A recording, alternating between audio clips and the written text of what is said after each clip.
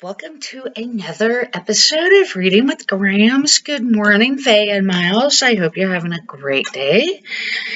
Today we're going to be reading the Berestain Bears Go Green. And for those who are liking the series, please don't forget to hit subscribe so you know when the next video is coming out. This is written by Jan and Mike Berestain. And here's the cover of the book. Going green isn't hard to do. It's good for the earth and me and you, too.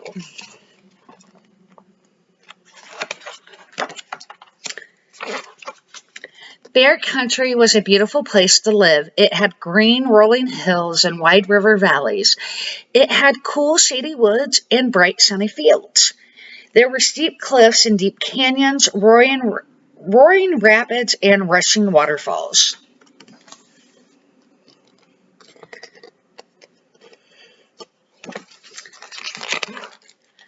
Lots of creatures lived in bear country besides bears. There were deer, ducks, woodchucks, and weasels.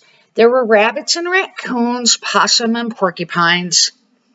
There were badgers and bats, butterflies, bugs, and much, much more.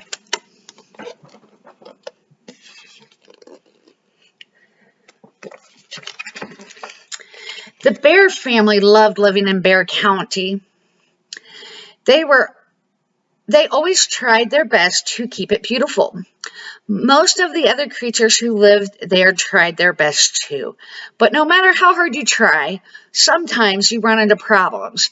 And that's just what happened. One fine morning, the bear family decided to go fishing.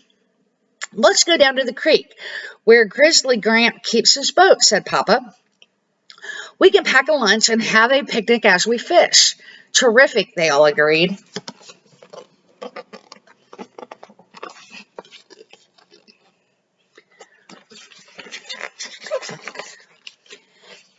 The family packed up their fishing gear and their lunch and went down to the creek, where they loaded into Grizzly Gramp's boat.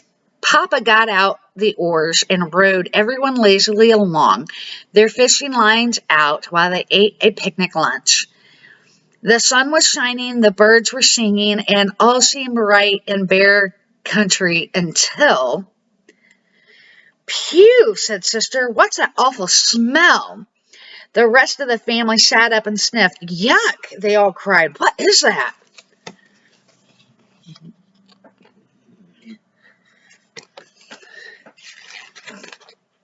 They noticed something funny floating in the water. It was a streak of dark, gunky-looking stuff.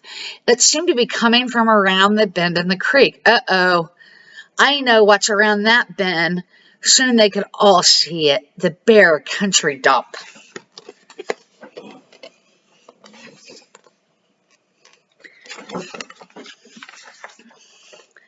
"Wow," said Brother, "what a mess." It was indeed a mess. There were wrecked cars, old mattresses, busted TV sets, broken washing machines, and piles of trash and garbage. But the worst mess was a bunch of leaky old oil drums that someone had dumped right on the edge of the creek. Gooey, smelly black oil was leaking into the water.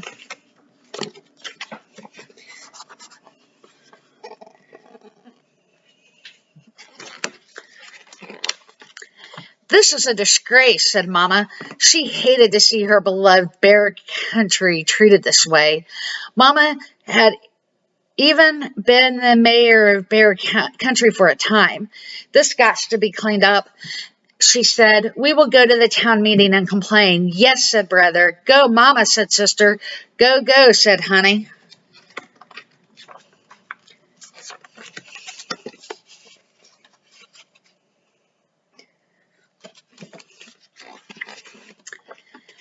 At the next town meeting, the Bear family and many other bears filled the town hall. Mayor Honeypot was on the stage. He rapped on the desk with the gravel.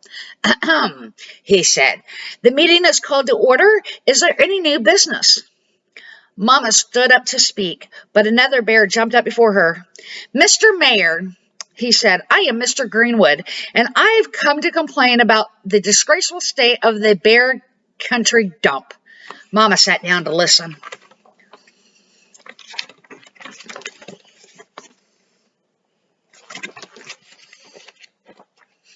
Oil is leaking from the dump into the creek, said Mr. Greenwood. What are you going to do about it, Mr. Mayor?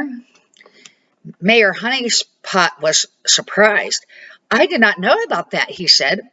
We will have a cleanup of the dump right away. Will any of you here volunteer to help? Everyone at the meeting raised their hands, especially Mama, Papa, and the cubs.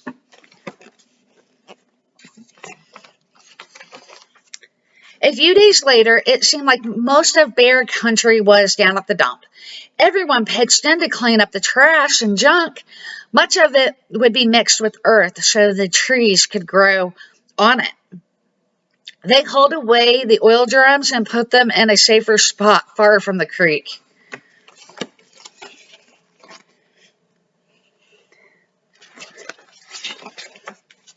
As the Bear family headed home, Sister was thoughtful. You know, it's good to clean up the dump, but there's a lot more we can do to make Bear Country clean and green.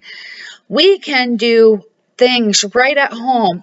We've been learning about it in school. Like what? Asked Papa. Well, began Sister, we can recycle and compost. We can stop wasting water and energy at home, added Brother. And, put in Mama, we can carpool with other families going to school or shopping so we don't waste gas.